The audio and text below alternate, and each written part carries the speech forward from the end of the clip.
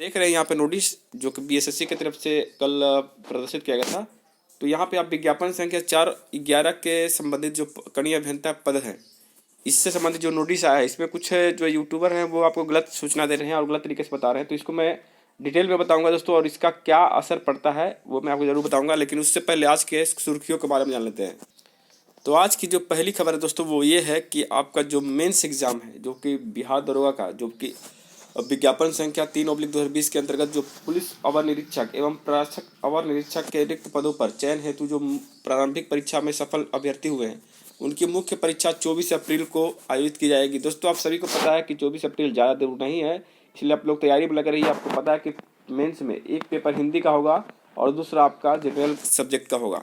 तो आप लोग तैयारी करते रहिएगा दोस्तों। उसी के साथ दो नोटिस और रही है, वो है आपका विज्ञापन संख्या 2/2019 और 2/2020 के अंतर्गत क्रमशः प्रवर्तन अवर निरीक्षक एवं वनों के क्षेत्र पदाधिकारी के जुरिक्त पदों पर परीक्षाओं के उपरांत जो है चयनित अभ्यर्थियों की फिजिकल एफिशिएंसी टेस्ट यानी कि शारीरिक दक्षता परीक्षा वो है आपको 5 तारीख को और 5 से 9 तक जो है यहाँ पे दिया, यानी कि दोस्तों 5 मई से लेकर के 9 मई तक इनकी परीक्षा आयोजित की जाएगी। तो आप लोग फिजिकल के लिए भी तैयार रहिएगा। आगे बढ़ते हैं दोस्तों। जैसा कि आपने देखा कि कल ही विज्ञापन के तहत जो है सारा डिटेल बताया गया है बीपीएससी के तहत कि 6421 हेडमास्टर की नियुक्ति के लिए आज से आवेदन कर सकते हैं।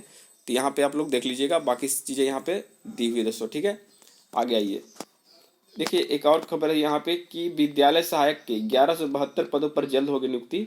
शिक्षा मंत्री विजय कुमार चौधरी ने कहा कि विद्यालय सहायक के 1172 पदों पर जल्द सीधी नियुक्ति की जाएगी। सरकार ने पंचायती राज संस्थान और नगर निकाय संस्थानों के माध्यम से नियोजन की स्वीकृति प्रदान की है। कुल रिक्ति के 50% पद पर अनुकंपा के आधार पर नियुक्ति का प्रावधान किया गया। दोस्तों ये अनुकंपा के आधार पर ही होगा, जब आप समझ सकते हैं कि बिहार में क्या चल रहा है, ठीक है। आगे बढ़ते हैं।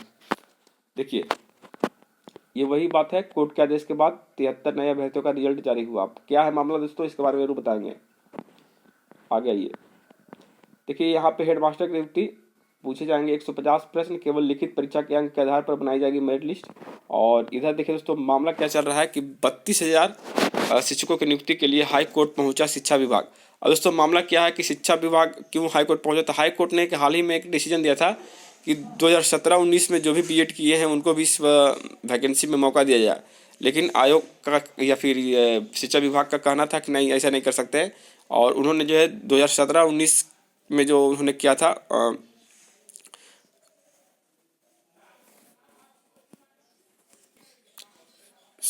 जो 16-18 में बीएड किए थे उनका नियोजन प्रक्रिया में मौका दिया गया था। तो हाई कोर्ट ने यह आदेश दिया है कि भाई सबको आप को लेकर के चलना है। तो देखिए आगे क्या होता है दोस्तों, ये तो उनके अपडेट है। तो आगे बढ़ते हैं, अब बीएसएससी की तरफ बढ़ते हैं। चलिए दोस्तों, ये जो नोटिस है इसमें क्या है और आपको क्या मैं बताऊंगा वो ध्यान सुनिएगा। देखिए कनीय अभियंता पद हेतु प्रकाशित विज्ञापन संख्या 0411 के अंतर्गत कनीय अभियंता के लिए कुल 812 अभ्यर्थियों का कनीय अभियंता यानी कि आंतरिक के लिए 35 अभ्यर्थियों का अनुशंसा जल संसाधन विभाग पटना को प्रेषित की गई थी। उक्त विज्ञापन से संबंधित माननीय सर्वोच्च न्यायालय यानी कि जो सुप्रीम कोर्ट है नई दिल्ली में दायर LLP संख्या 14/781/2021 में दिनांक 24/9/2021 को पारित न्यायाधीश द्वारा कनीय अभियंता पद हेतु 11/6/2012 तक तकनीकी योग्यता धारण करने वाले अभ्यर्थियों की समीक्षा परीक्षा परिणाम में शामिल करने की निर्देश प्राप्त हुआ है। तो दोस्तों यहाँ पे जो एक डेट मेंशन किया गया है 11/6/2012, इसको आप क्या समझते हैं? तो कुछ लोग का कहना है कि आयोग जो है इसके बाद के डेट का ले रहा था, इसलिए इनको जो है मौका नहीं मिला, या फिर इसके पहले डेट का ले रहा था इसलिए मौका नहीं मिला, इसलिए अब इस डेट पर मांगा गया। दोस्तों ये वो डेट है 11/6/2012 जो फॉर्म भरने की अंतिम तिथि थी। आपको याद करा दूं कि ये वो डेट है जो 11/6/2012 ये फॉर्म भरने की अंतिम तिथि थी। आगे बढ़ते हैं दोस्तों, इसमें जो सीटों की संख्या थी वो आप देख सकते हैं। टोटल सीटों की संख्या अगर बात करें यहाँ पे तो टोटल 1988 सीट थी दोस्तों, ठीक है। और 42 जो है वो आपको जूनियर इंजीनियर मैकेनिकल का थी, और सिविल के जो थे टोटल 1988, यानी कि अयांत्रिक के बात करें अगर रासायनिक की तो वो 1988, और बाकी जो 42 है यानी टोटल मिलाकर देखा जाए तो 2000 सीटों पर ये बहाली आई थी दोस्तों। लेकिन यहाँ पे जो 2000 सीट है, लेकिन इसमें कितने 800 कुछ लड़कों को ही बुलाया गया था। तो आगे बढ़ते हैं, क्या क्या हुआ आगे जाकर के इसमें। दोस्तों इस परीक्षा की अगर बात करें तो ये परीक्षा शुरू से ही विवादों में रहा। देखिए यहाँ पे क्या हुआ था, देखिए यहाँ पे बताया गया है कि 3 फरवरी 2017 को आदेश पारित के अनुपालन में दिनांक 25/9/2016 को ली गई विज्ञापन संख्या इतना कि कनीय अभियंता की परीक्षा को रद्द किया था। यानी कि इनकी जो प्रारंभिक परीक्षा एक बार जो हुई थी वो आपको 25/9/2016 को हुआ था दोस्तों, और इस परीक्षा को इन्होंने रद्द किया और पुनर्परीक्षा का आयोजन यथाशीघ्र किया जाएगा और इसकी सूचना जो है वेबसाइट पर दे दी जाएगी। तो कब हुआ दोस्तों ये परीक्षा? तो देखिए आगे बढ़ते हैं, ये कोर्ट के चलते ही ये परीक्षा रद्द हुआ था। उसके बाद ये फरवरी 2018 यानी 2 साल बाद यहाँ पे देखिए फिर एक नोटिस आया जिसमें ये बताएगा कि लिखित परीक्षा अब 25 फरवरी 2018 को 2 पालियों में पटना के शहरी क्षेत्र केंद्र पर निर्धारित है और उक्त परीक्षा हेतु अभ्यर्थियों का प्रवेश पत्र आयोग की वेबसाइट पर डाउनलोड होगा और 16 फरवरी की संध्या 7 बजे से उपलब्ध रहेगा। ये चीज़ें आप देख सकते हैं दोस्तों कि इनका जो है पेपर जो है वो कैंसिल कर दिया गया था। उसके बाद फिर से कोर्ट के आदेश के अनुसार इनकी पुनर्परीक्षा ली गई और ये चीज़ें तो आप देख सकते हैं। फॉर्म भरने का जो प्रारूप होता है काउंसलिंग के टाइम वो वाला है। और देखिए काउंसलिंग में क्या नोटिस दिया गया था, जो आप डेट देख रहे हैं ना वही मैं यहाँ पे दिखाना चाहता हूँ। देखिए यहाँ पे बताया गया है कि इनकी जो काउंसलिंग है वो 8/10/2018 से लेकर के 12/10/2018 के बीच कर्मचारी चयन आयोग में होगा और जो भी छात्र हैं वो अपने जो है निर्धारित तिथि पर और समय पर प्रयुक्त प्रवेश पत्र की मूल प्रति के साथ उपस्थित रहेंगे। इसके अतिरिक्त जितने भी कागजातों एवं प्रमाण पत्रों की मूल प्रतियां एवं उसकी 100 अभिप्रमाणित 3 छाया प्रतियां साथ लाएंगे। और दोस्तों यहाँ पे एक चीज मेंशन किया गया, यहाँ पे भी ध्यान दीजिएगा। देखिए यदि क्रिमिनल रहित प्रमाण पत्र आवेदन प्राप्त करने की अंतिम तिथि 11/6/2012 से 1 वर्ष पुराना अधिक है तो काउंसलिंग के समय अभ्यर्थी द्वारा सामान्य प्रशासन विभाग के 18B को फॉर्म में भरना पड़ेगा। अब दोस्तों यहाँ पे जो डेट रखा गया है यानी कि फॉर्म भरने के अंतिम तिथि 11/6/2012, तो 11/6/2012 तक वालों को यहाँ पे वैलिड माना जा रहा है काउंसलिंग के लिए, ठीक है।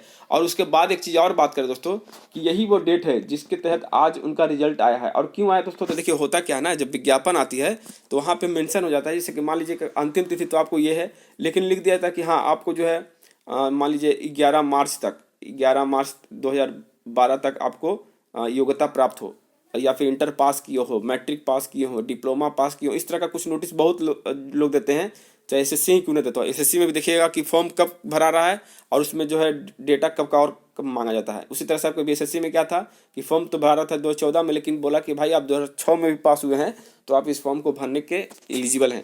तो यही होता है दोस्तों कि मतलब आप आयोग कुछ और कहता है, लास्ट में फिर जो मामला जब कोर्ट में गया तो मामला में यही बात आया कि भाई जिस डेट में आपने फॉर्म भरवाया अंतिम तिथि तक वहाँ तक अगर कोई क्वालिफाई है, अगर इन पास है तो उसको आप मान्य करिए और उसी के तहत वो 73 कैंडिडेट को वहाँ पे जोड़ा गया। तो बात समझ में आ गया दोस्तों कि देखिए जैसे विज्ञापन में डेट रहता है कि 1-2 महीना थोड़ा पीछे लेके चलता है कि 1-2 महीना पीछे ही आप पास किए हों, लेकिन नहीं, जब तक आप फॉर्म भरा रहे हैं तब तक के डेट में अगर कोई क्वालिफाई है तो उसको आप मौका दीजिए।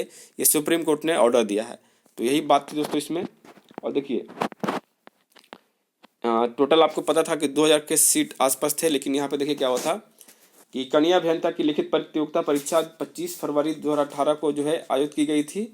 उक्त लिखित परीक्षा में कनीय अभियंता सैनिक और यांत्रिक के कोटिवार उपलब्ध पद के अनुसार न्यूनतम अर्हतांक अभ्यर्थियों की काउंसलिंग दिनांक जो है 8/10/2018 से लेकर 12/10/2018 तक बिहार कर्मचारी चयन आयोग के बीच में होने की संभावना है और ये हुई भी।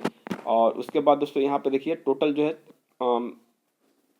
अभ्यर्थियों के काउंसलिंग के आधार पर उनका अनुक्रमांक जो है बढ़ते क्रम में नीचे दिया हुआ है। तो दोस्तों यहाँ पे देख सकते हैं ये टोटल कैंडिडेट को यहाँ पे क्वालिफाई किया गया जो कि 800 समथिंग है, ठीक है, देख सकते हैं।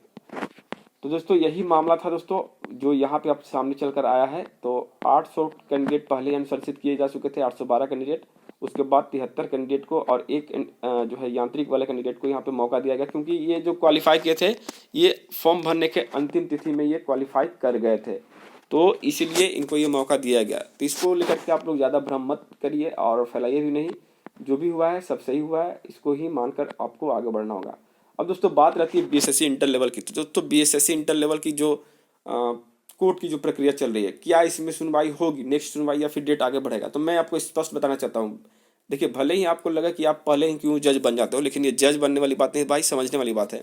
देखिए पहली बात कि जब डेट 2 तारीख दिया गया था 2 मार्च को, ठीक है, तो पूरी संभावना थी कि आयोग को भी पता था कि 2 मार्च को होने वाली है और कैंडिडेट को भी पता था कि 2 मार्च को होने वाली है। तो इस सिचुएशन में तो आयोग के पक्का दम वकील आते ही आते और हो सकता था मामला रफा दफा हो जाए। लेकिन अब ऐसे में डेट एक तरह से विलुप्त हो चुका है, या मतलब कभी भी आ जाएगा ये वेबसाइट पर, ये कोई नहीं जानता है। अब जब अचानक से डेट आएगा, उस दिन मान लीजिए कि बीएसएससी के कोई भी वकील जो प्रवक्ता हैं या फिर जो अधिवक्ता हैं, वो मान लीजिए किसी और केस में उस दिन डेट लिए हुए हैं, तब तो फिर वो उधर से इधर आएंगे नहीं। मान लीजिए देखिए, कोर्ट का अलग अलग ये होता है, कोर्ट में रूम अलग अलग होते हैं, कौन कोर्ट में सुनवाई चल रहा है, कौन में नहीं चल रहा है। तो मेन बात दिक्कत ये है, मान लीजिए आप 305 में यहाँ पे लिस्टिंग कर देते हैं और वो कहीं 302, 305 सॉरी 306 या फिर कोर्ट नंबर 1, 2, 3 में कहीं पे वो सुनवाई कर रहे होंगे, तो उस सिचुएशन में तो आपको दिक्कत हो जाएगा, फिर वो आएंगे नहीं, अनुपस्थित हो जाएंगे और कहेंगे कि भाई 2 सप्ताह या 1 सप्ताह का समय दीजिए। तो इससे डिले ही होगा और कुछ फ़ायदा होने वाला है। तो इसमें इस बार जो गलती हुई है वो हाई कोर्ट के द्वारा गलती हो गई है, यानी कि हाई कोर्ट के कारण ही ये डिले हो रहा है। तो देखिए आगे क्या होता है दोस्तों। हम लोग तो बस यही चाहेंगे कि जितना जल्दी मेरिट लिस्ट आ जाए। जय हिंद, जय भारत।